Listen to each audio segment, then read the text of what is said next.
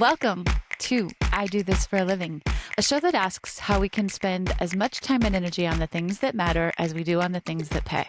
Sometimes the things that matter pay, and we'll talk about that too. I'm your host, Serenity Bohan. I have a couple different work buckets in my life, and this one is my favorite, this podcast. I am loving these conversations so much, and I want to continue having them, and I want it to continue to grow. So I wanted to tell you about a thing that you may have forgotten or may not even know. I have a form on my website where you can sign up to be a guest on the show. serenitybohan.com/guest. And you just answer a few little questions. And I can't take everyone. I hope. I hope I get enough interest that I can take everyone. But I want to hear just pretty much any story out there. I want to hear great quitting stories. I want to hear great career stories. I want to hear about people who have no freaking idea, about their relationship to work, but they get this other part of their life really well. People who are trying to figure it all out. I want anything. I want these stories. I think we can learn something from all of them. And my favorite thing is to understand what people have learned about themselves by having these questions and stories in their life. So please go fill out serenitybohan.com/guest if you're interested. I also wanted to tell you about the newsletter that goes along with this podcast. It has the same name. I Do This for a Living. You can find it at serenitybohan.substack.com and you can sign up there. It's completely free and it's not regular. I'm an occasional newsletter writer, but I sometimes give backstory for the episodes so you can learn a little bit more. And sometimes I just write in between them because if this show has done anything, it is give me lots of thoughts about work and identity and how they all work together and all those things that I was thinking about all the time anyway. But now I get to talk to other people about it and it's so helpful. So check that out too. The person who's on the episode today, her name is Maureen Yaconis, and she did go fill out that form. She's one of the few people who did. I'm really grateful to her. Little did she know, she was on my list anyway, because I have worked with her. And she has a really interesting, to me, work archetype that I got to watch in action. And it was really interesting to get to ask her about that and tell her how I saw it and then get her side of the story for how she approaches work, especially work improvements, things that could be improved. So I think you'll find that really interesting too. And let's get started. Let's get to the episode.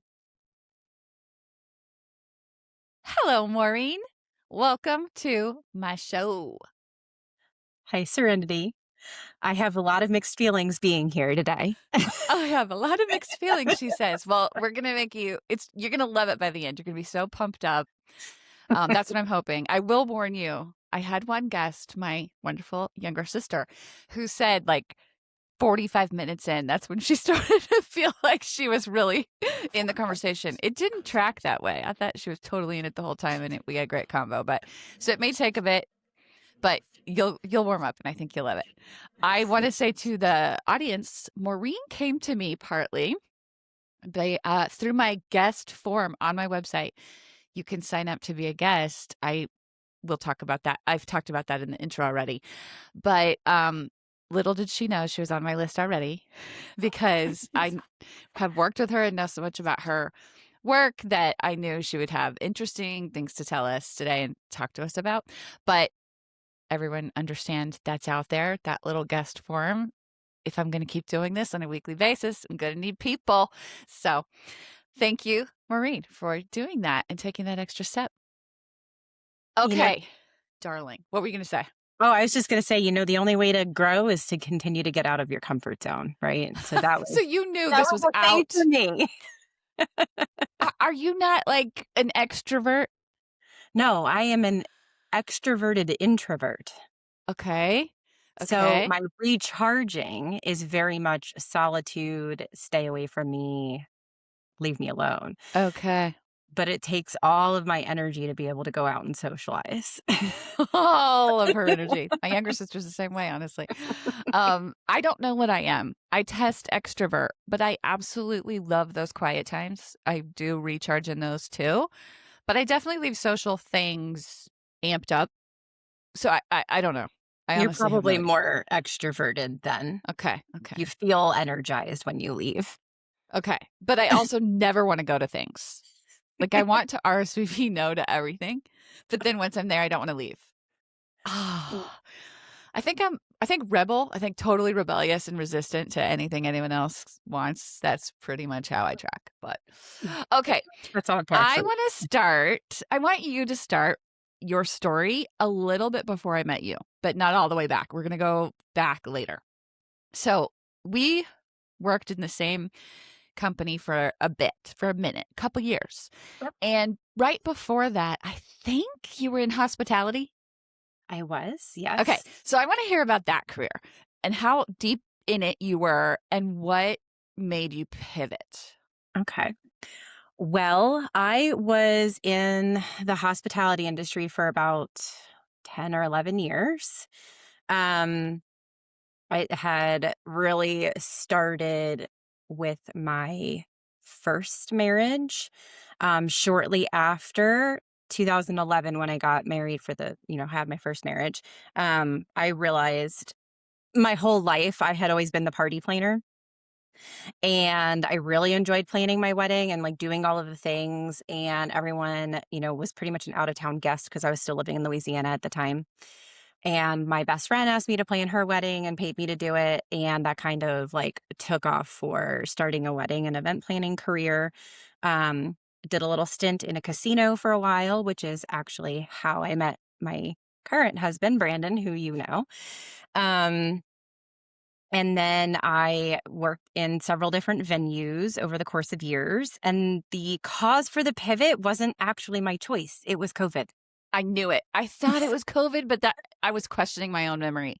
Yes. Okay, Yeah. COVID. Unfortunately, the venue I worked in at the time was Live Nation, and they didn't own the building. It was one of the few buildings that they rented. And so, after they really tried hard to keep everybody on staff as long as they possibly could, they had to start making cuts where they could and, removing themselves out of venues that they didn't own and laying off the staff that worked at those venues.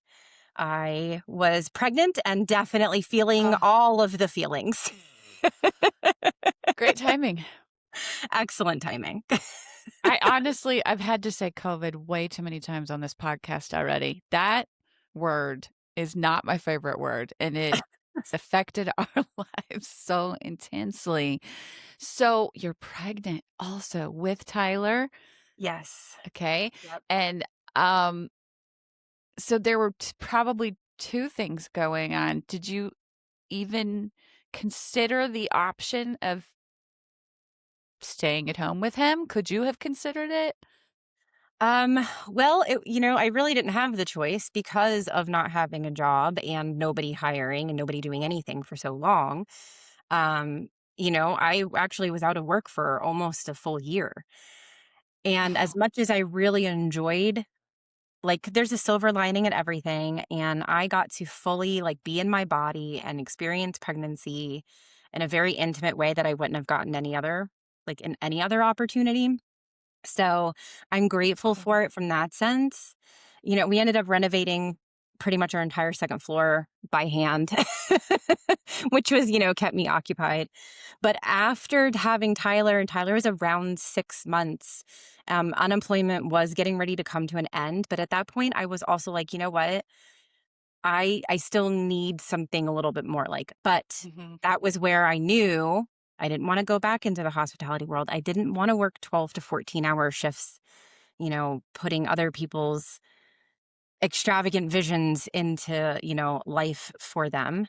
As much as that was my favorite thing to do was to have all of my brides and grooms like go into the, reception venue and go, wow, right before their guests came in. I did not miss all the drama and chaos for the months and months and Wow. months going up to those moments. So I knew I wanted to find something that would allow me to work from home. so that I could have the best of both worlds. I could still be Mhm. a worker and feeling like I was doing something positive to society and not miss a single moment of my child growing up. And then Focus Insight came into my life. Okay, so where did you okay, did you have an idea what kind of work you wanted to do, or was it just get me some remote work, people? It was get me to remote work. I was like, That at was this me point, too. I'm open for anything. Okay. And then where did you go to find a job? Oh gosh, everywhere. I was on Everywhere. LinkedIn. I was on Do you remember where you found Focus Insight? I didn't actually find Focus Insight. Focus Insight found me. How? Yeah, I don't even really remember. Honestly, I was on so many different job boards and I Huh? just had somebody reach out to me and they were like, saw your resume. You look like a great fit. We're hiring if you're interested. And I totally grabbed Brandon and I was like, I need you to deep Gosh. dive on this with me because I was getting so many scam, things because Yeah. scamming at the time too. And I was like, we need to find, is this a real company? Like before I reply to this email, is this even real? Is this legitimate? That is wild. That's kind of the dream. We all throw our resumes out there and we wish someone would see us. Just see it. Just see me and know that I can do it. And it happened for you. It And did. so, did you know what market research was? That's an interesting. I actually did. Okay. Growing up, my mom is very resourceful. And so she actually, there used to be some facilities in New Jersey of where you go and you would do the taste testing and all of this stuff. And so sometimes they would have like nail polish or hot pockets or whatever it was that they really actually wanted kids to come and participate. So mom would take me to those when I was probably like between 10 and 13. Way back in the day, I actually, this was like right as the internet is coming into everybody's homes and everybody's finally getting a computer in their home. I signed up for I Say by Ipsos. Ah, And I'm like, you'll know what Ipsos is, which Ipsos I has been do. around for like what, 25, 30 years Oh my now. gosh. So as a Wow. teenager, I was making, a couple bucks here and there doing stuff. And mostly it was you'd earn points and exchange it for like stuff at that point. But yeah. So I did, So just you not to the did. level that I learned. Yeah, yeah. And you were hired as a project manager there? I started as an APM, as an Oh, assistant manager. right. Assistant PMs. That was a thing for a bit. As we tried to level people up. And you did indeed level up and pretty quickly, which I kind of did too when I was there. But by the time I left, you were director of the business to business B2B Yes. division. I Yes. want to come later back to talk some about your work archetype, your work personality, because there's like I saw so much about you and how you work, and I want to hear how you would say that you approach work. But let's keep doing history for a little bit. How long were you there at this company? Um, just around 3 years. I And started. Yeah, you left. I You did. yeah, I'm trying. okay. Like you asked me the question. Now I'm like trying to piece together. Yeah, I started in 2021 and I left at the end of 2023. So about 2.5 years. Okay. Yeah. So you may not know, but I love a quitting story. I and I want to explain to the people. I love a quitting story because I love when people know themselves and they know what they need to do and they get it done instead of it happening to them. So that's what I mean when I say I love a quitting story. And so would you tell us yours? What was the inkling that you might need to go? How did you decide it? How long did it take to decide? Anything you're willing to tell us about that story? Sure. Well, I would say in that 2.5 year period, there were, a lot of growth and a lot of transitions that had happened, and it was a really That's exciting right. time. But at some point, you know, when it's just like always, what's the next level? What's the next level? What's the next level? You get really tired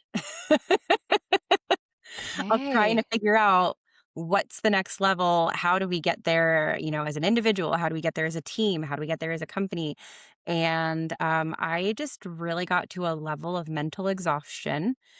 And it was taking a toll on me that was actually starting to trickle into my personal life and my family life.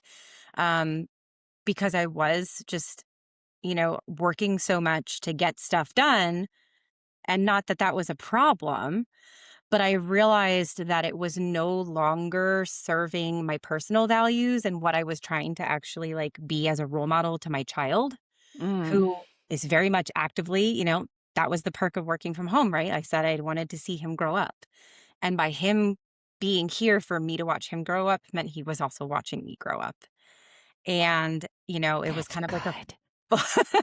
a full circle moment of like, is this the example that I want to set for my son? That we condition ourselves to work through mental exhaustion because no good Yeah. reason, right? And I realized I was like, no, that's not really the life that I want to live anymore. Like, it's fine, but that's also why I didn't want to return to hospitality, right? Mm-hmm. 14-hour shifts would have taken me completely out of the home for an entire day, and I would have lost so much life happening. And I would have probably lost the next day because those event days would, I'd sleep until noon because I was just so crashed from getting home at 3 in the morning. Yeah. And I saw the pattern and the cycle happening for me there. And I was like, no, I need to set a boundary for myself. And I need to set that example for my child that that is okay to set that boundary for yourself. That's amazing. Good story. That's exactly what I mean. What is it that was happening inside of you? What kind of decisions were you making and how did you know that it was so that's really helpful. I like it. Did it take a while? Did you kind of know for a while and it took a while to figure out how to untangle? I mean, you were in leadership. Yeah, it was probably a good 6 to 9 month inner struggle. Yeah. Um, and then we kind of got to a point in the year where it was, the fourth quarter stretch, which is a super exciting and exhausting moment because every company out there is trying to like leave every marketing budget dollar on the table, right? Like they know if they don't use it, then they lose it for the following year budget. So I got to myself, I was like, okay, that's the boundary for me. I want to be, a good team member, and I don't want to like, stop in the middle and leave my position empty in the middle of such a pivotal time of the year. Um, but I also knew that that was be it. The end of the fourth quarter was like the moment that I was drawing that line, and I was like, I'm going to go into the new year and Mm, kind of recover. I love a new year restart. I love it. I so buy into that. Although I've heard that the new year used to be in the spring, and I It wish was. we would go back to that. I think I that do would be too. the perfect time for a new year. Okay, so that's great. Let's go backwards before we talk about what you did next and all that you're doing because it's a lot. No, So I doing want a to go lot. backwards. No. I want to get to know Maureen. Actually, I want the Oh, audience to get I want to get to know Maureen and I want the audience to get to know Maureen. So I want to talk about what came before even your hospitality work. What, as a child, what was your early understanding of what work is? I If don't you, know if I ever really truly knew what work was until I was an adult oh because, gosh, uh, isn't that the truth? and and like What? work when you what you vision as a child and work what happens when you're an adult are like two totally different worlds. Um, but for me, it was always integrated.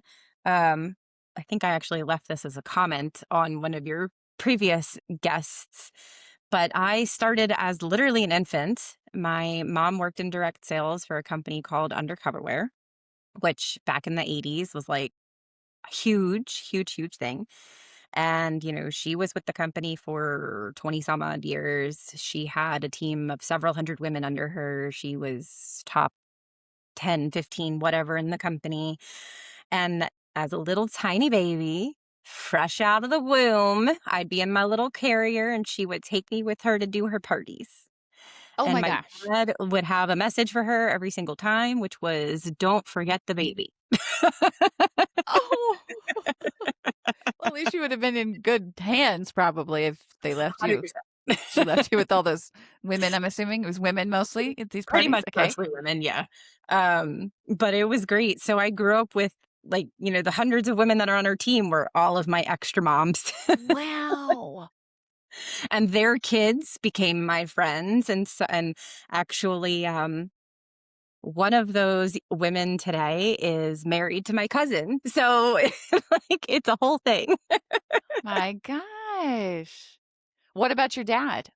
My dad was a physician assistant for 25-ish years. He worked, for the Brooklyn VA hospital for a long time. He, always knew he wanted to be in medicine, and so when Vietnam War was happening, instead of getting drafted, he decided to sign up so that he could specifically be a medic when everything was going on. Um, Wow. and, thankfully he survived that war because there were moments that My he could have not gosh. come home, but thankfully he did. And when he did, he was one of, I think the career of a PA had only existed for a couple of years at that That's what I was point. thinking. So he was definitely on the forefront of developing that to the point where it's really kind of cool. I got to go to some doctor's appointments with him last year, and you know, there are young women and young men that are PAs, and when they realize that he was a PA, they're like, "Oh, thank you for all that you did," because Oh, that's he's beautiful. part of a generation that helped develop what it is for them. Oh my gosh, I love that story. That's cool. So I totally hear you when you say you didn't really even know work was a thing. Can you at all pinpoint when you started to realize it was? I guess you were an adult, like your first job? Yeah, even then, I don't think I fully grasped it because my first Same. my first job, if we're being, like, honest, I was 10, 12, and I was doing stuff for my mom. I was doing administrative work. She would pay me for that. I would help her put on the fashion shows and, like, do Oh all the my things for her gosh. stuff. And my first real W-2 job was for Bath& and Body Works when I turned 18 because my parents, bless them, like, were very adamant that both for my brother and I, like, we were not allowed to get W-2 jobs until we were I think my brother started when he was 17, but it was definitely a hard rule for me at 18. Um, because they also, they worked really hard in their life to get where they were, and they also wanted, that's the generation always tries to give a little bit more to the next one. So I feel like that was what they were trying to do for us. Okay. But it's a part-time job. It's Bath& and Body Works. I'm 18. Like, that's like one of the coolest places you could work in 2005. Ooh, I'm dating myself. Um, but it was It, fun. Like, I just worked with so other fun. people my age, and we just had a great time. Yeah, I wonder if they're hiring now, actually. Just kidding. But yeah, I totally hear you. I can't I'm gonna spoil like the first part of a book I'm trying to write, but my first experience, my first real job, I was even older than you. Well, maybe I was 18. I probably was 18 or 19. But the first thing I did was fill out the paperwork for HR. And then that was it for that day. Okay, you can go home, Serenity, and but clock that hour that you just spent doing that because you'll get paid for it. And I was just like, what? I just got paid for filling out my name and phone number? Work is awesome. And then I spent, 40, 30 years trying to get out of it, trying to escape it. So I had a really skewed view in that first hour. I missed that hour. So I totally hear you. Okay, let's talk school. How did you even choose? What was college just like, yep, that's what you do now? Or did you have a path in mind? No, definitely it was college was a requirement for my brother and I. Again, talking about the generations, my parents were like, "No, school's not an option." Like, Yeah. you go. Um, I was actually talking about this with, my mother-in-law the other day. They always say, like, the people before you, they crawl so that you could walk, and the Mm, next one walks so you can run. So my brother somehow was able to, get his way into Virginia Military Institute. So going from New Jersey to Virginia in 1995, that was a lot. That was a big distance for my parents to agree to at that point.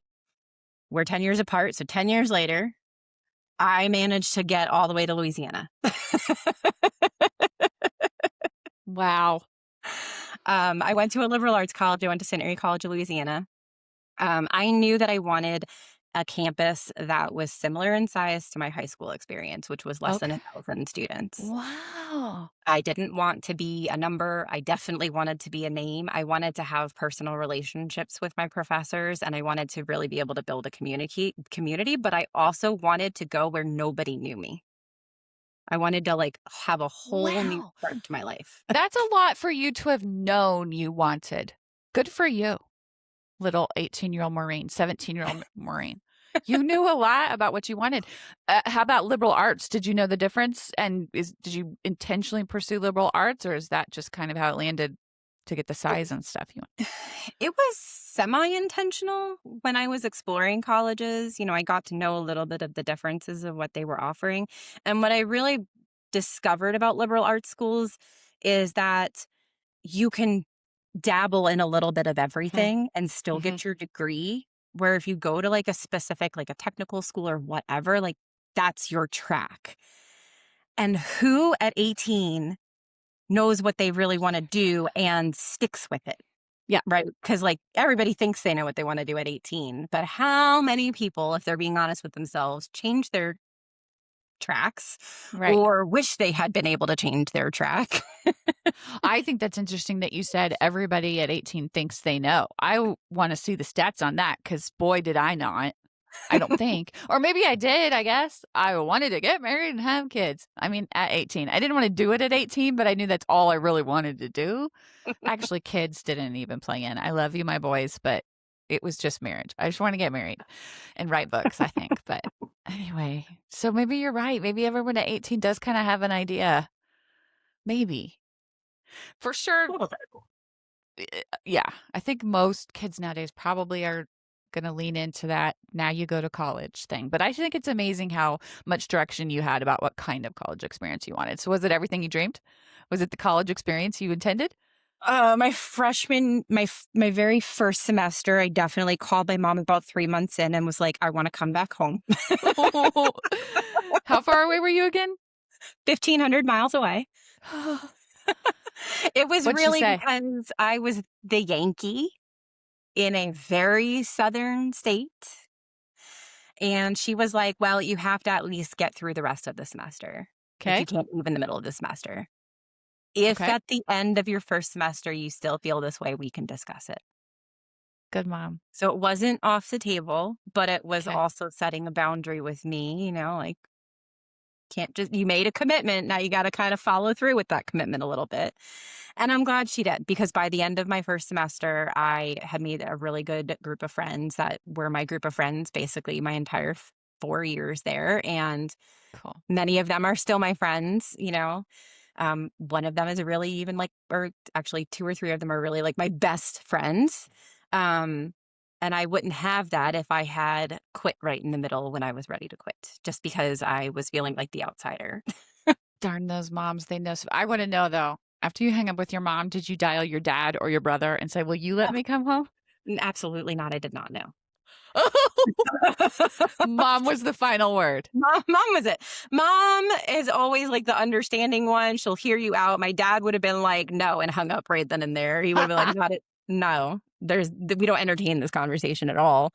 And my brother would have been like, told you not to go so far away. Yeah. You so when did you pick a major? Well, I had picked a major. I went in knowing that I wanted to be a teacher. I thought I Oh, was going to teach. be a high school math teacher. I specifically wanted to teach algebra. What I didn't know was that, to do Algebra. that, yes, I love algebra. Give me math that makes sense and I'm happy. Okay. Give me abstract numbers and vectors and things that are imaginary because there's actually imaginary numbers. I was done. After calculus 2, we did not agree the 3 times I attempted to take it. I I have a real beef with higher math. I have a beef with how much math we're asked to take in high school. I'm like, we should be able to decide after algebra 2 if we're done or not. So I'm with you. Well, I had taken pre-calc in high school and Cal 1, so I was solid in pre-cal and Cal 1 in college. But Okay. Cal 2 is where they just That's lost. where they lost you. Yep, and I was pursuing, a Bachelor of Science with my specialty in math and my secondary in education. So I also had to take physics, and I was like, "Why do I have to take this? Like, why do I have to take all these extra sciences?" I was happy with the biology. Bio 101 and 102, done, boom. I also took those in high school already, so it wasn't new. Okay. But physics, I had 2 different professors, so I failed my lecture, but I got an A in my lab, and I was like, "Okay, so clearly I understand the principles, I just can't take a test on them." Yeah. Cool. And that's when I realized I needed to change majors if I wanted to graduate in 4 years. Oh, so you didn't that wasn't enough to pass the A in the lab? No. They didn't combine? No, because I was supposed to actually take all the way through Cal 4 to get a Okay. in science, yeah. Dang. So what did you switch to? I switched to English, Okay. From math to English. from math to You're an English. extremely well-rounded person, Maureen. Thank you. That's a wild. There's not a lot of math in Jane Austen. It was a, secondary love of mine. I'd always written I had done oratory competitions in middle school and high Oh my school. I god. had several published poems. Um, so it was always like the left brain, right brain thing, right? Like, I'm very much a little bit of both. I have a very Okay. creative side of me, and then I have a very logical side of me, and sometimes they're at war. Oh boy.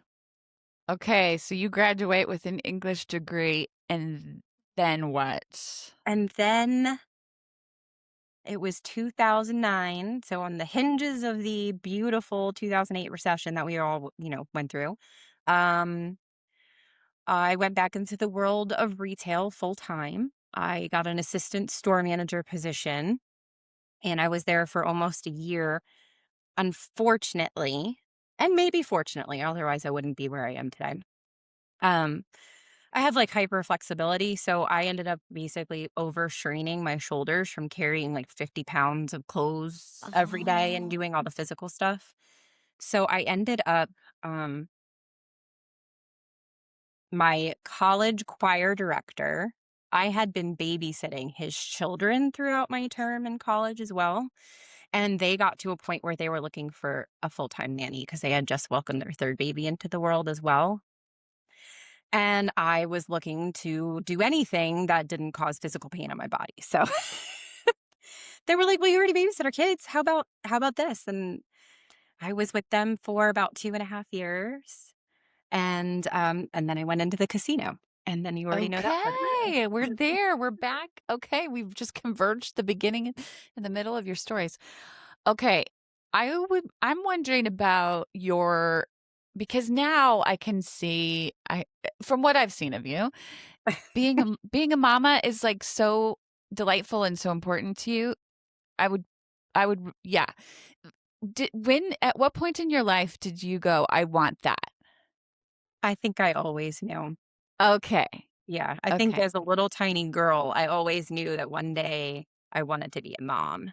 Whatever that really meant, but I always wanted to be able to care for others. I think that's why I always gravitated to wanting to be a teacher too. Yeah. Okay, that leads us kind of good to to your work personality. I'm going to talk about like your work archetype, your work personality. Um and Crazy? are Yes. you is it crazy? Okay, so this is what I recall and I want you to I'm going to tell it like we're going to do one of those books where here's the story from Serenity's perspective. Now here's what was really happening in Maureen's head, okay? Okay. So you come to Focus Insight. Was I the director of medical when you came? Do you remember? I believe you were, yeah. Okay. So I'm running the medical division of this company. And one of the things that I was noticing and intent on is that our database of respondents, and so as we described in another episode, market research is basically let's interview some consumers and get a story out of it and help the company advertise better to their target audience. And so we had a database of people who might be interested in being in market research studies. And what I was finding on the medical side is it was very poorly or structured and organized. I would go in there and we used MailChimp, and you can tag people that have signed up for your newsletter. And people were tagged like with a comma because they had chosen an answer, and then it just got dumped into the system. And anyway, so I started taking it upon myself to get in there and organize and delete messy things and find duplicate people and remove, and et cetera, et cetera. But I was just doing it on my own, trying to make this little difference in kind of my corner of the company. Maureen comes into this company. She's as an assistant project manager, is soon promoted to project manager, and then to director of the business to business, the B2B side. And she took our full database, not just the little medical section, and completely like reworked it, learned what is the thing called? The funnels, the systems, but the total background of MailChimp and how to do it and how we're going to intake better, because that will fix our totally overhauled kind of like how we did everything related to that database. And it was fascinating for me to watch, because it's like, I am an idea person. I'm constantly thinking, how could we do this better? But I just started kind of tackling it by myself and doing what I could do. But you somehow got the right ears of the company. You got the right people to listen to you, to take on a whole project of overhauling that thing. Okay, so now you tell that story from your side. What was it about you that got there? Some people might say it's stubbornness. Okay. I really I don't know. I guess I don't have a clear like line of how I got from point A to point B there. Um, I remember coming in, right, like as an APM, I'm just learning all the things, doing all the things. And I've always been a questioner. And it's not like out of a negative mindset, but it's like, okay, why is it done like this? Mm-hmm. And, if there's not a good reason why it's done like this, okay, well then like, is there the opportunity to like make it better? Because I feel like there's a lot of manual steps here that we can like maybe save down on. Yeah. Which is a weird place to come from as an employee, because employees are like, just give me my money and like, I just want to get paid. And I'm over here like, how can I save myself time so that I can put my time Absolutely. someplace else? And some people would, view that as a scary thing to like say, how can I be more efficient? Because then what am I doing with my time if I am not filling it with like, you know, all these extra steps? Because some people just got Oh, so comfortable doing it as it was, And then as a PM, I started in one, I guess I kind of like called them pods on the consumer team. And then another colleague had just gotten promoted up to a PM, and we became like a whole new pod and got like our own little team going over there. And she and I, because she was also a wedding planner in her past as well. oh my And gosh. very similar mindsets, right? Like, how do we create efficiencies?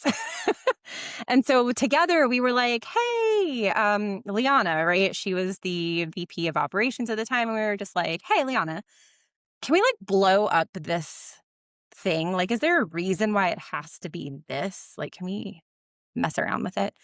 And she was like, sure, why not? So we did That that. is And then we were like, hey, what do you think? Like, are you okay with this? We just wanted to get approval because some of the recruiters and stuff might be transferring teams, and we don't want to like confuse everybody too much where they felt like they had to like retrain coming into our little section over here. And she was like, oh, absolutely not. This needs to be across everybody. And I think that you might remember some of those changes to like the project sheets, the workbooks, or whatever we called them at the time.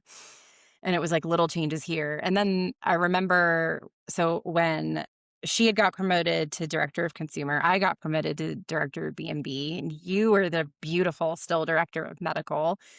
And the three of us came kind of together in the same room, and you would be like, hey, I've been having this idea. And I would just be like, so let's run with it. Let's do it. Yeah, exactly. It seems I would also call myself a questioner. But I feel like there's something else you have that is also take charge. Whereas I'm like, I don't want to like take charge, but I do have some good questions. Would you agree that you have kind of a bossiness? Um, yes, I try not to be like in the negative side of the word bossy though. Um, when I like, because I have been a manager of people for a really long time, really since I was 19, 20. Okay. Um, so I've always tried to come at things from the perspective of one, I am not above anybody else. I literally scraped price tags off the bottom of the floor. I have cleaned public toilet bowls, which, is stuff of nightmares sometimes. There's I've a really good iCarly scene with oh, about I that. know exactly what you're talking about. Yes. You But want me to like do what? Yeah, I've done go on. those. So, I always kind of come with the lens from like two sides of the coin, right? That's Like cool. I'm not better than you, but I'm also not going to ever ask you to do something that I myself wouldn't do, Hmm. right? So if I'm asking you to do something, I'm kind of expecting you to do it then because I've set that example that, when I started working at Xfinity Live, which is now Stateside Live here in Philly, I was literally picking up 200-pound tables with our like maintenance team, right? Just moving stuff around because that's what needed to be done. And when my team saw that happening, not a single person questioned, why is the manager doing that? No, they all got together and started picking up tables and moving stuff themselves. And so when it got to a point where I would be like, hey, so and so, we need to move these 3 tables over here. I need somebody to go over here. I need somebody over here because now I have to step into my manager role and I have to see Yeah. like big picture that's happening. Nobody ever questioned what I was asking them to do. Because if I finished what I needed to do, I would just jump in wherever they were at and I would just pick up. Okay, we need to put menu labels out. Okay, we need to do this. Okay, we need to do that. And I feel like that's how I always try to approach any role wherever I work, whoever I'm working with. So while it can sometimes come off as bossy, it's just because I've literally been there. Yeah. I've literally done it. Okay. Slightly different approach to okay, let's look at it from another view.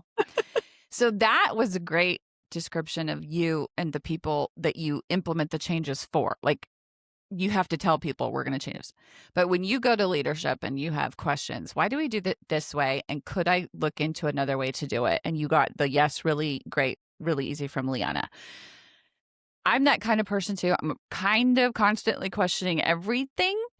And I have been silenced. Not at Focus Insight that I recall, but I have been silenced and I get tired and I get resigned. And I saw a meme once that said, when your employees go silent, that's when you should worry that you Yeah. don't. And it's been me. It's been I'm tired. I'm tired of telling new ideas and you don't care or you don't like them or we try them, but you try half-heartedly, and so it doesn't. Has that never happened to you? Oh, it's happened to me. And Okay. a mentor of mine once told me that it is better to beg forgiveness sometimes than to ask permission. Yes, I And that have could be where, heard people this. sometimes perceive it as a little bossy from me too, but it's more like, no, I've already identified that as a problem. We can definitely fix that. Like I don't need to ask that question. That's okay. So you have been silenced, but you're more often you didn't really even ask. You're going to go for it, and that's what that could be what I saw in Focus and the difference. Like that, I would ask, I would try behind the scenes to see if something worked before I pushed it up the chain, and you were like, "I'm going to do this unless you say stop," right? Yes. That's what I'm hearing. Okay, that's what I think. Well, it was fabulous what you did there. It lit my heart because it's like, this is what I mean. This is what I've been saying. I just didn't know how to say it or do it. And she's doing it. It was wildly helpful. Um, let's talk about this. Um, where does work belong in your life?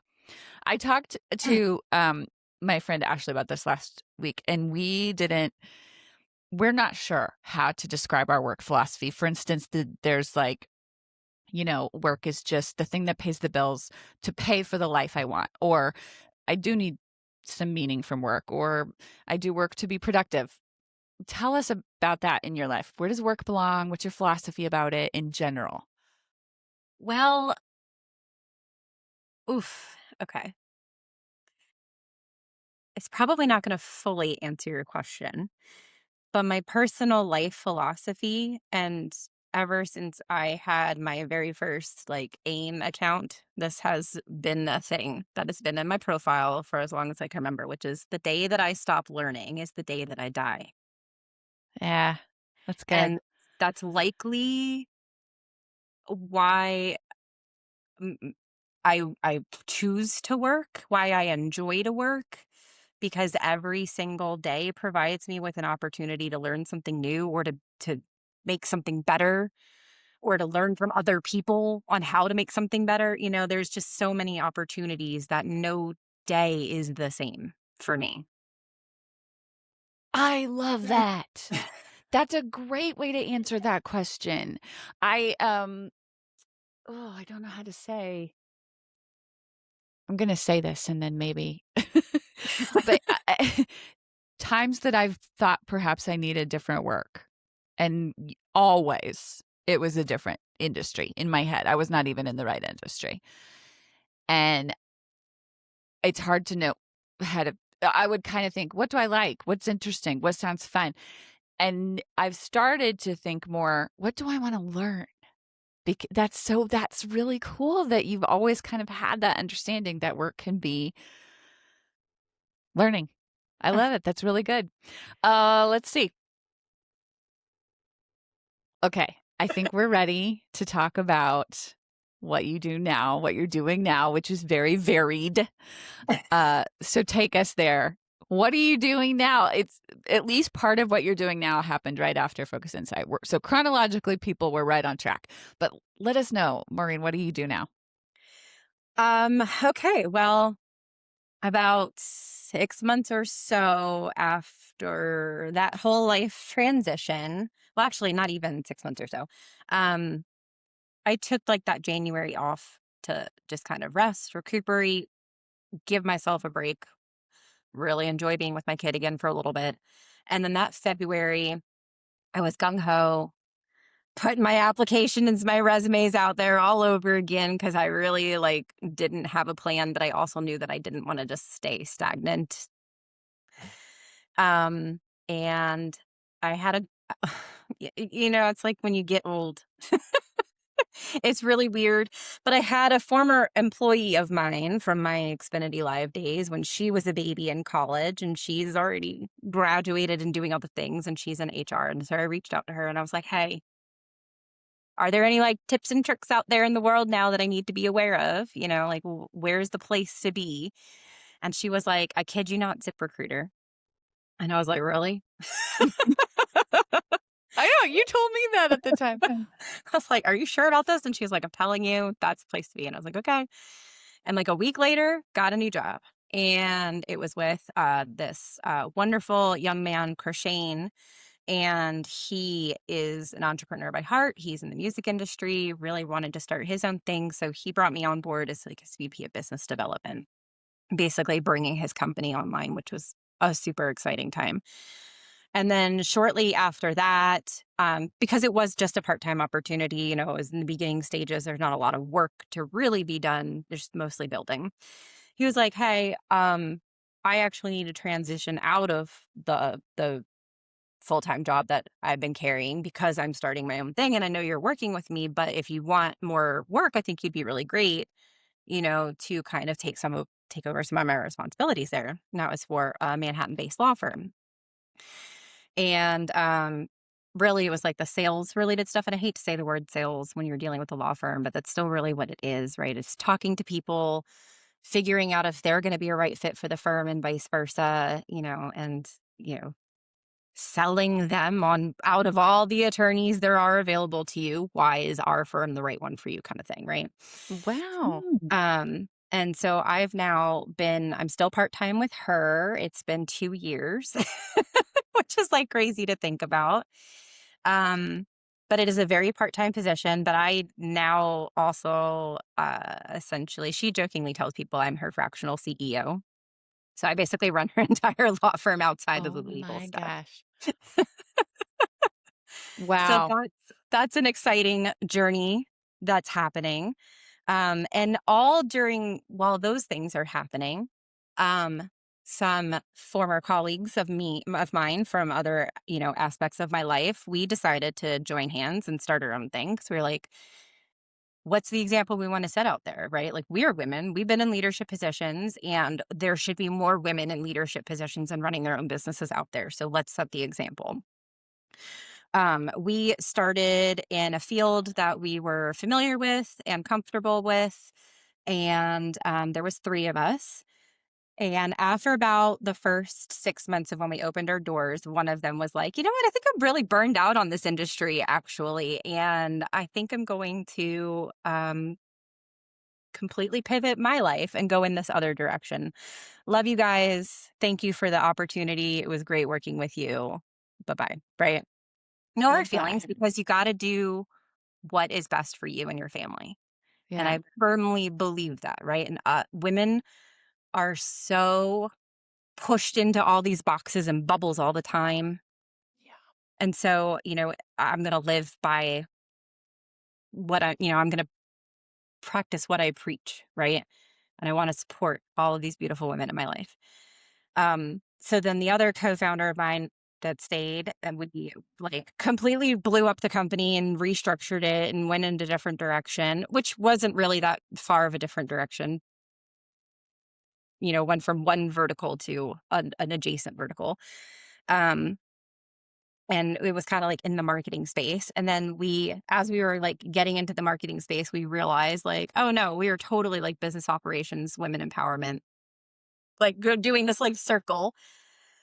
And then a year after that, she and I, we carried our part-time jobs as we're building this thing we decided would be our legacies. Whatever that means to people is different, right? Um, but her part-time job was like, hey, the head honcho is getting ready to retire and we really Oh want my to like move gosh. you into that role. So here's this opportunity that you kind of can't refuse. So that was more tears, but also happiness because I'm like, well, it's not like you're leaving the company to go do like this teeny tiny thing and put yourself back in a box. Like, no, you're about to go run this huge company. Run this Go mother. you. Yeah. You're still doing the big boss woman thing, Like, how incredible and cool is that? Yeah. I do kind of want to sit with that for a second, though. More tears, but also you go, girl. It's both. It's always It's, both. yeah. It's always Yeah. both. So It's now part it's me. just you. It's just me. But the company it's not buried in the ground. Heck no. You're doing it still. I am doing it still. I've got a couple clients going on right now, and I've realized I'm finally sitting in my truth and my power about what it is that I do. And Ooh, what's that? I still cannot actually say it out loud very well. But basically, I have come to the terms of business operations architect. Yes, I love the word architect. I But that's do. really what it is. Like, yeah, I have a preferred technology platform that, I will sing its praises to everybody and everything, but I'm not just going to be one of those other IT tech people that's like, well, let's stick you in this platform and say goodbye, good luck.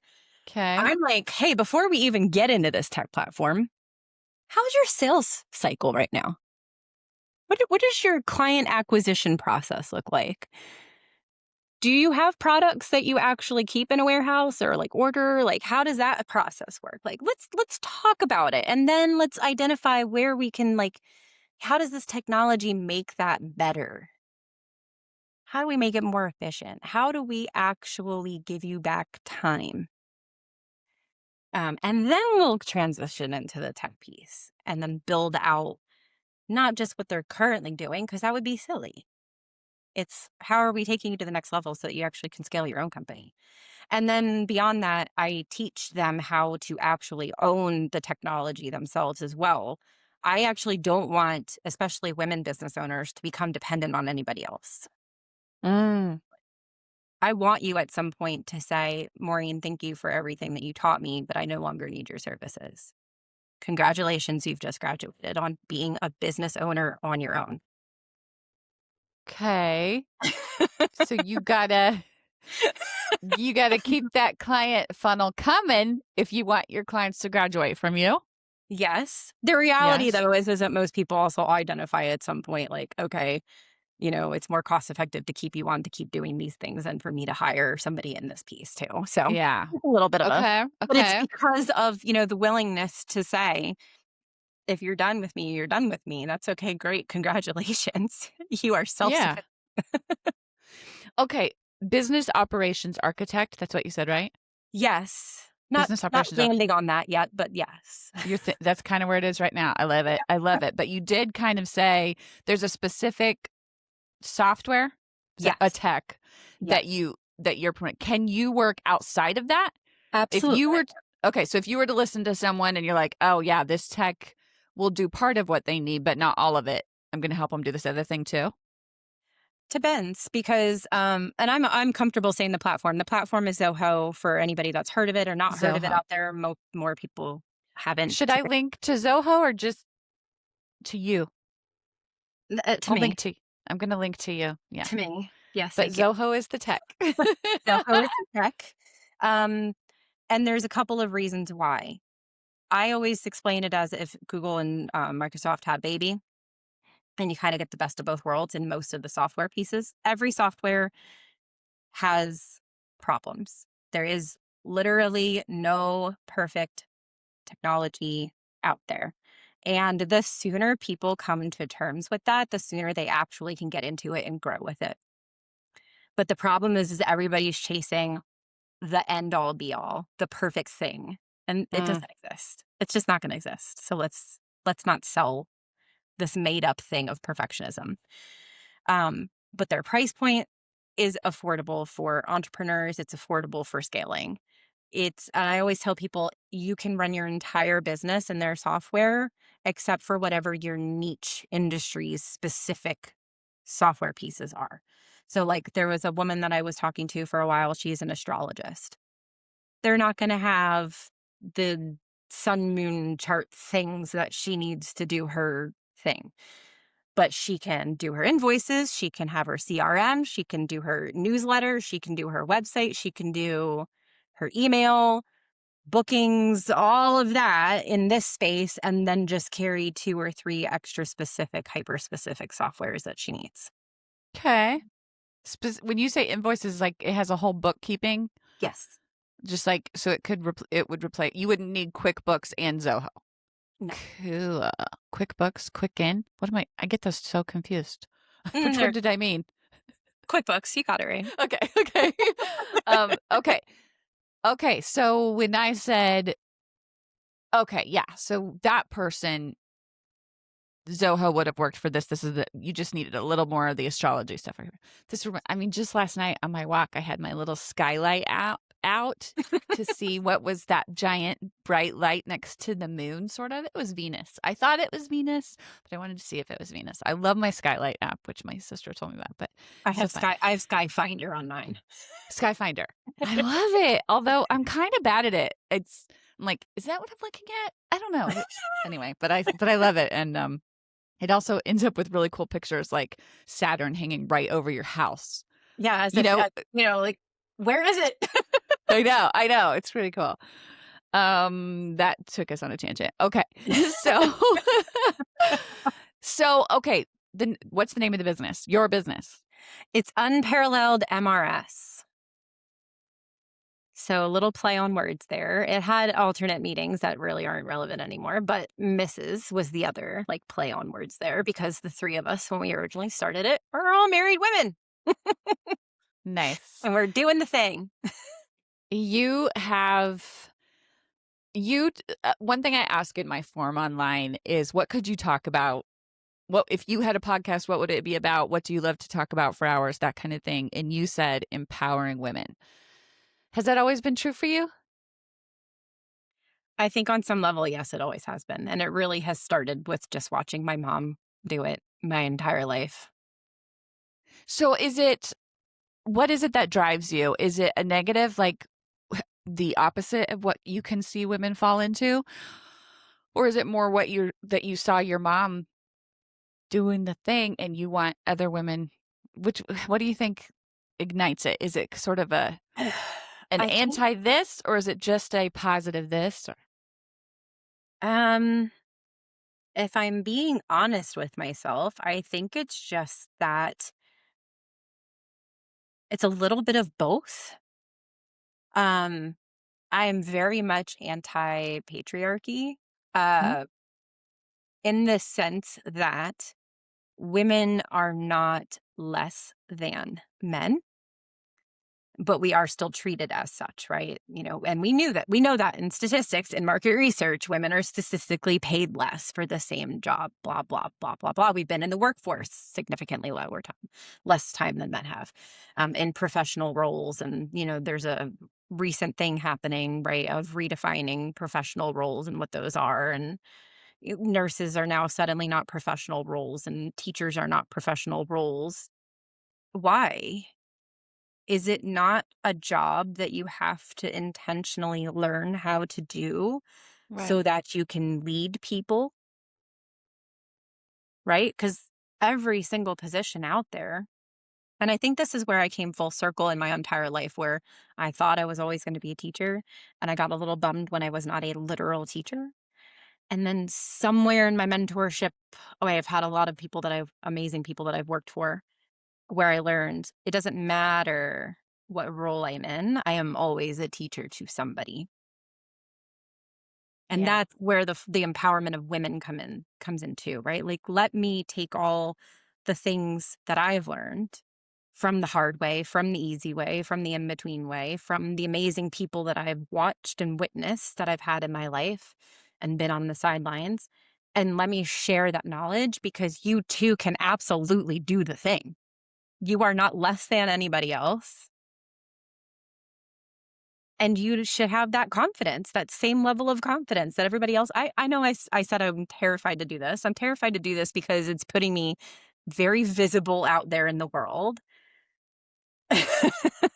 But that's my own, like, I put myself in a little box sometimes because it's easier for me to be an operator behind the scenes and make the thing Ah, happen than to be the one in the spotlight.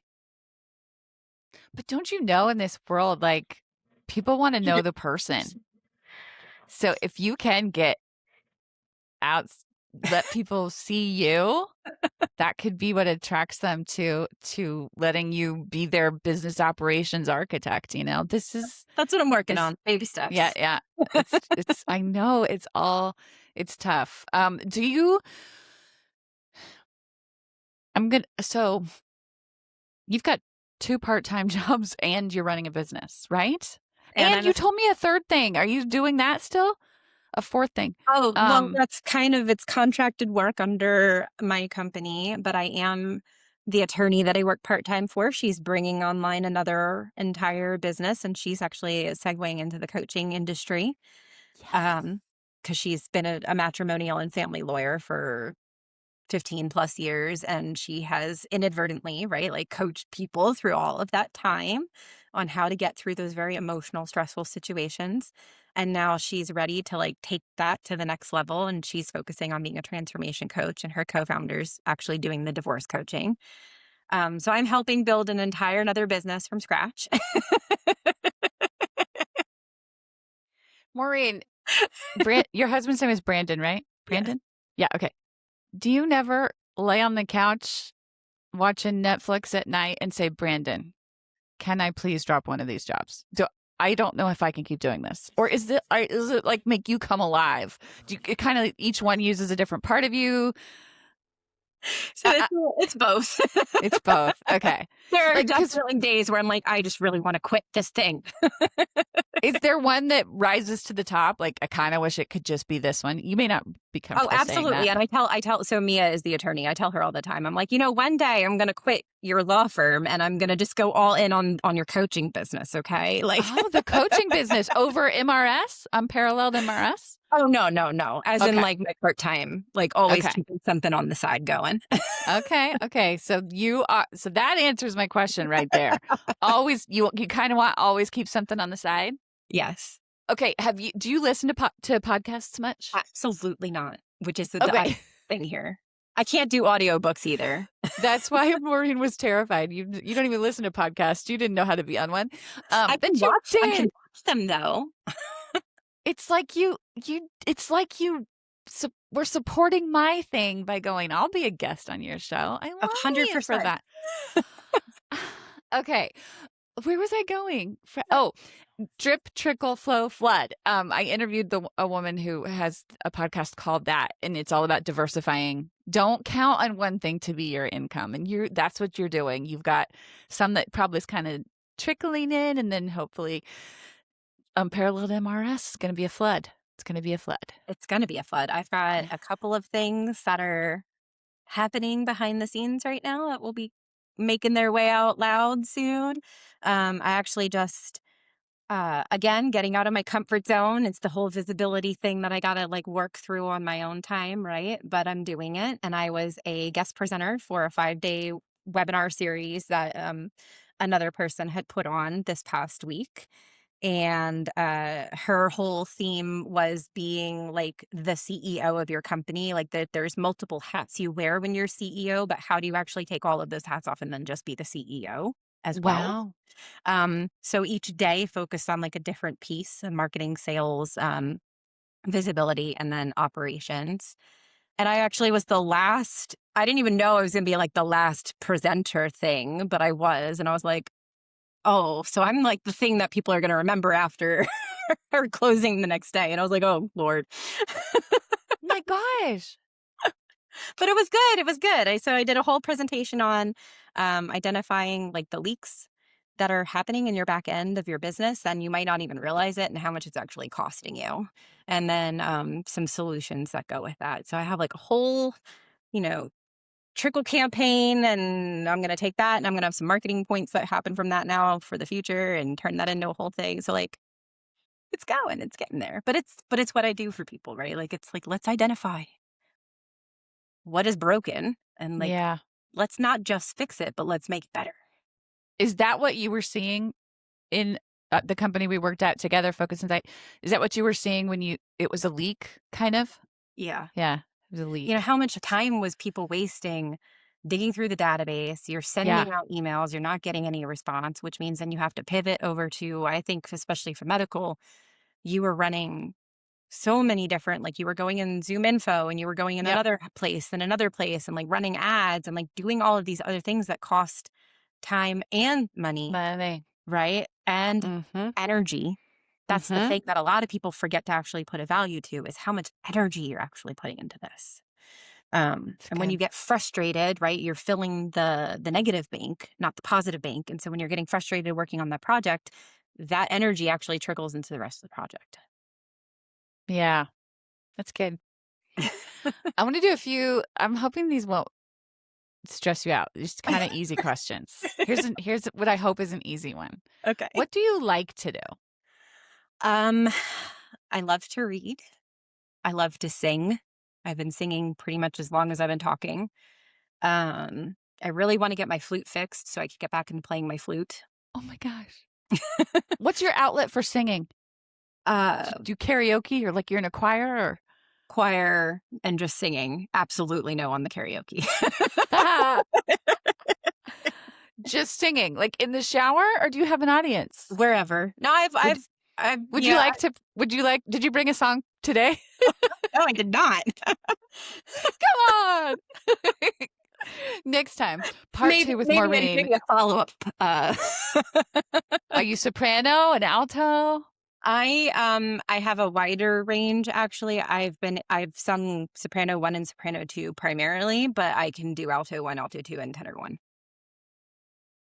Oh My soprano man. 1 range is a little rusty just because my Did 5-year-old has spent the last 3 years telling me, "Stop singing, mommy." oh, Tyler, don't do that. Did you ever sing Under the Sea in an all women's district choir in high school? I did not do That that. was so fun. It was Under the Many Sea, other right? songs, Right, not that. Jill? Okay, yeah. I have so many good memories of choir. Those where you'd get to go meet with other kids from other schools and then you'd spend all day learning the songs and Yep. Like a so whole you're new in a world. choir now? I am not actually, it's probably good that I'm not because when Brandon and I first moved from Louisiana up to Delaware, I was looking at it, but I was also working my 12, 14-hour shifts on a regular basis, and so there just wouldn't have been any time. And then when I was starting to get more time, that's when COVID kinda happened. I got to do, like, participate in some virtual singing opportunities that way, which was fun. Cool. But, then Tyler being born, there was just a lot still going on. But now he's getting ready to go to kindergarten and he'll be at school all day. And that's terrifying and exciting all at the same time. But now I actually was just starting to think about it again the last couple of months of there's a local choir I would have to audition for, um, maybe getting back into it. That's a great idea. It can really add to your life, I would think, if that's something you love. What about reading? Do you have a favorite genre? I really like You smut. you do? I do. It's funny. It's mostly because I prefer to read stuff that puts me in somebody else's world. Yeah. So I'm completely immersed in an imagination that is not relevant to my real life in any way, shape, or form. And then on the complete polar opposite side, I have a ton of like personal development, self-learning stuff Yeah. that I do. Not funny. The two pendulums. Um, Here's one I'm interested to know from you because I is there anything that stumps you right now? An area of your life that you feel you're still trying to figure out? I mean, everything. Really? Yeah. Again, and I feel like this is because I try to live a life of constantly like learning that Mhm. I recognized early on, like nobody has it figured out. Nobody knows everything. Nobody's perfect. No one. Um, so I lean a lot on my community and my friends and my family to ask them questions to get their opinions on whatever. But at the flip side, I also know that once I have landed on what I'm confident is my truth, I don't want to hear Mm. anybody else's opinion. I'm done. Mm. Like, thank you. No, thank you. So you have a really good internal compass, I guess is what I would say. Yeah, I think that's part of being a Pisces. Mm. Um, I have a lot of like intuition Oh. that I just have always kind of leaned into as long as I can remember. Do you know anything about the Leos situation? Because got none of that. I am like, I don't know. I don't know what I think or want or feel. Ironically, Mia is a Leo, so Oh, she's fierce and she is a force to be reckoned with. And I think that is a little bit you to rebel. yeah. I can be A I little can be feisty. high maintenance. That's what I can be. Yeah, she's definitely high maintenance, and I love her to death, and she knows it. I don't want to be. I try to maintenance myself, but it doesn't work. It You doesn't know have to what? work. Saying high maintenance, low maintenance, it's subjective anyway. I remember you saying early in this conversation when you got pregnant how you were really in your body. You learned to really that's a big concept in therapy circles and stuff right now that goes whoosh. Like I do not like there's this one online person that I follow and she has great advice for decision making. Her podcast is called The Next Right Thing, which I love that concept that you don't need to know everything, but let's talk about what's the next right thing. But one of her decision-making concepts is think about the two. Let's say there's just two options you're choosing from. What do you feel in your body when you think of doing this one? And I'm just like dead. I don't know. I don't think I have that connection. Do you still feel that you have since learning that concept, you have it down? I do. I've Cool. definitely gotten into my head a little bit about it occasionally. Um, and then it actually got reinvigorated about a year ago. I was I'm in a, a community that I pay to be in, right? A bunch of entrepreneurs, women, business owners, all doing the thing. And there's like an upgrade, right?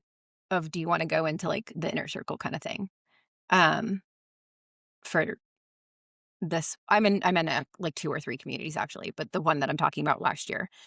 And so I went on the call and I'm talking about it, I'm asking questions, blah, blah, blah. And, it wasn't just the really big price ticket that was there. That was like, whoo, that's scary.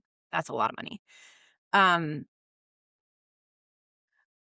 but it wasn't like hitting me that this was like the Oh, thing that I need to do. And I have since really realized that if I'm really picking and asking a ton of questions and trying to dig, it's because I'm looking for the thing that's going to spark my yes. And that okay. same salesperson, when I was talking to her, she was like, look, if it's not a hell yes, then it's a no. And that's okay. I love that phrase. And that was the I do. reinvigoration for me. So I really try to like hone in on that too with all the things that I make decisions on. That if it is not a full body hell yeah, whatever it is that's holding me back, it's meant to be a no right now. And you don't have Wow. maybe puts you in like this weird space. It's no or yes. Okay. I love that. I've always loved that. There's another thing that I just read, and I've read it before. It's that same woman I was talking about has said it, and I just read it in a book yesterday. And I get to interview the author on this podcast, and I can't wait. Oh But my God. anyway, Exciting. um, okay, the two questions you can ask yourself when you're trying to make a decision are, what do you want? Mhm. And then what do you want to want? Or what do you want? And then you say, do you want to want that? And my head just goes, I don't even know. Do I understand how to even answer that for myself? Does that make sense to you? It That does. It question? actually really does make a lot of sense. It's that same like if I'm digging and I'm asking 20 questions, it's because I'm trying to like am I making myself want this thing? Oh, How hard am okay. I going to work to to sell myself on this thing that clearly I'm not Okay. wanting? Yeah. Oh, that's so interesting. Sometimes I don't want to keep asking questions because I'm just like, I need to go. I'm sorry, but I need to go journal, everyone. I have some prompts. I get so much thoughtful stuff out of this podcast. And, my wonderful husband just told me the same thing. He said, when I listen to your podcast, I want a pen and paper to write down what he's thinking. Like, he's hoping to be on the show again one day. And he's like, I'm going to talk about this next time. And that just lights me up. That makes me so happy. That's what I want from this podcast is people to just, it sparks questions and thoughts and you've done so much of that today and I love it. Oh Well, thank you, but I man. was going to say So that's no greater compliment. Like that's a huge compliment for you to it's, receive, especially it from your was a husband. huge compliment. I know, especially from the person closest to you. Yeah. That the thing you're putting into the world, they like it. It's just, yeah, it's the best. It's the best compliment. Thank you, Michael. um, man, I'm trying to decide where to go because okay, I got that one. I got that one. That one's kind of dumb, but I want to talk about that sort of. So I'll do it in a second. Okay. Hey, how about this? Is there anything you wish about work specifically? Maybe not for you, but in general. What do you wish about work? I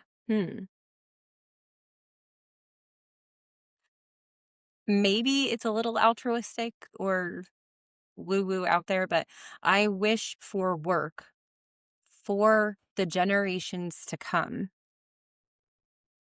to not feel like they have to do something because their parents or their grandparents or the world tells them that's what they have to do. The reason why I love Tyler seeing me work from home. Brandon actually he works from home as well. He does have to go into the office once a month and travel, but he gets to see all of that. We do the same thing, but very different things. We talk to very different people. He has learned how to, respect when I'm on a call and to not interrupt that. And he also Yeah. knows the people that he can interrupt and say hi to.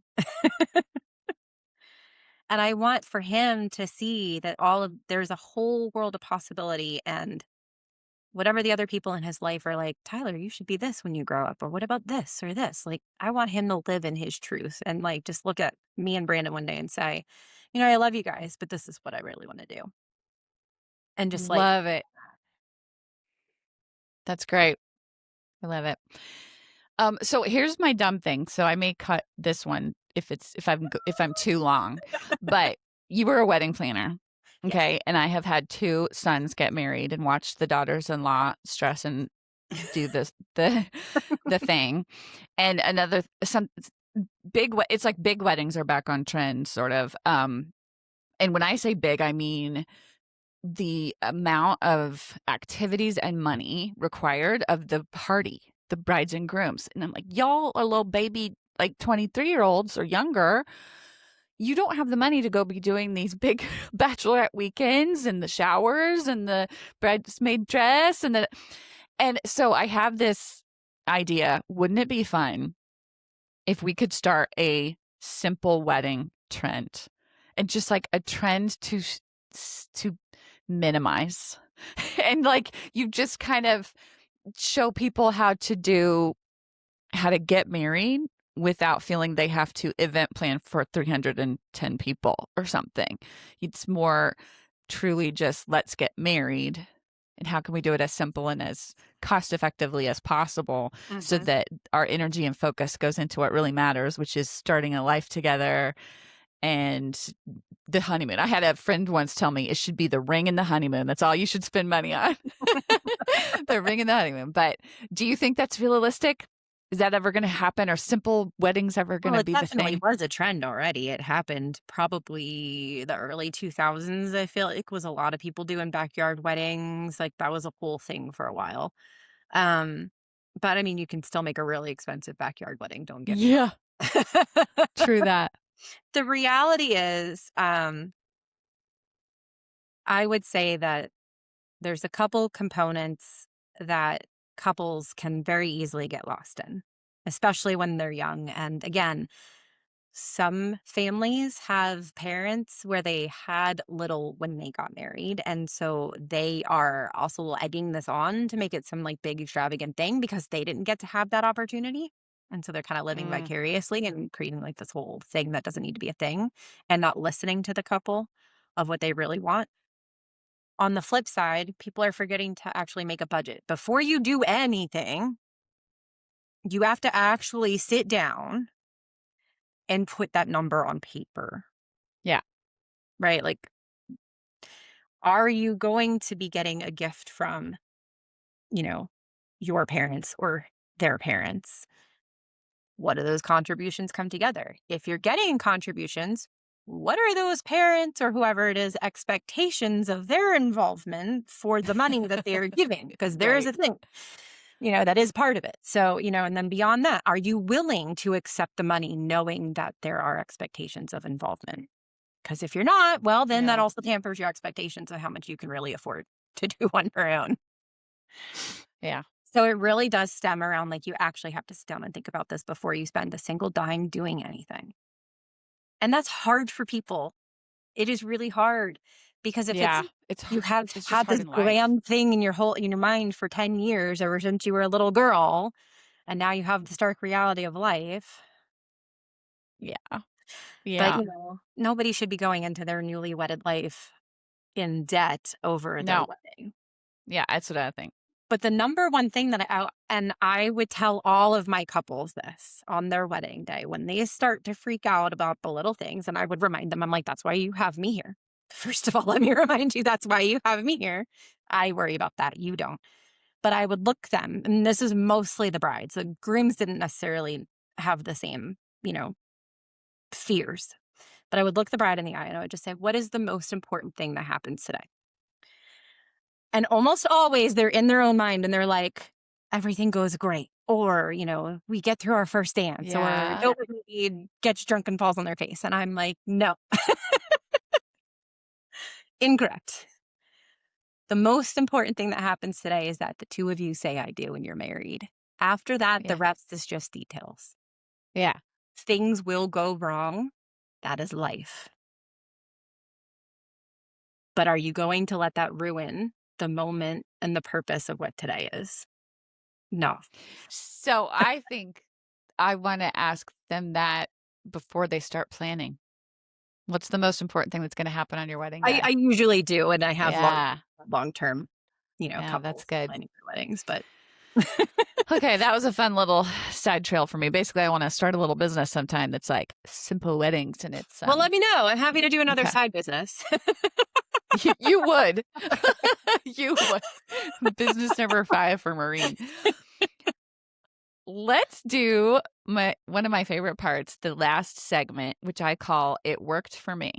And this is where you think of something big or small that worked maybe once in your life, like an aha moment, or you regularly pursue it, or it helps center you, help you find more meaning in life, or if you totally have down your meaning in life, it helps you center on it. I've been thinking about how to answer that like all day. um, it's all right. Two-part answer. One, hopefully, will make you laugh a little bit. I have always been very in tune with nature, with astrology, with understanding the universe since I was very little. And I'm really leaning into that a lot more in the last couple of years of my life. And so, feel how you want to feel about AI, but ChatGPT and I have like a whole thing going on. It knows all about my sign and all of my stuff and Brandon's and Tyler's. And I'm like, okay, here's a sky right now. Let's talk about what's happening in the universe around me so that I can use it to just identify maybe why I feel the way I feel right now. And I couldn't put words to it. Mm, So that is one thing. And love then it. the second thing is, and maybe it goes hand in hand, is just always staying open minded, which can be a really difficult and challenging thing to do. But especially as a person who has been in leadership and management for a long time, you can't go in with your way or the highway. Or just because I know this is the right way or a right way to do it doesn't make it the only right way to do it. And I think you might have gotten like a sense of that from when we worked together, which is like, I am only one person. I can only think of so many ideas myself. Like, that's why the beauty of a team, right? Like, share your ideas with me because I'll maybe never have thought of that at all. Yeah. Then my brain will start turning and I'll be like, okay, ooh, that's a great idea. How do we implement this? Like, let's get creative. Yeah. Stay open-minded. So what did astrology say for us today? I didn't look. I didn't want to look. Ah, tell me later. I want Okay. to I need I want to know. I want to know if we nailed it, if the vibe was like right in tune with. Well, the ironic Okay. thing is that we are coming to the end of Mercury in retrograde, which affects communication. Oh, But there is something that's happening. I think it's with either Saturn or Uranus right now, which is like a whole thing about visibility and communication in that sense. So there are things okay. in the universe. I love it. Well, you did it. I did You it. you had many feelings and you gave us some great stuff that I can't wait for people to hear. I really appreciate you being here. I appreciate you going out of your way, going to my form, filling it out like Sridity. I will play this game with you. Thank you. I appreciate it. I'm I loving this so appreciate podcast. And so you. thank you. Thank you. Yes, I'm just so glad to have had you. So Thank you. Thank you for having me.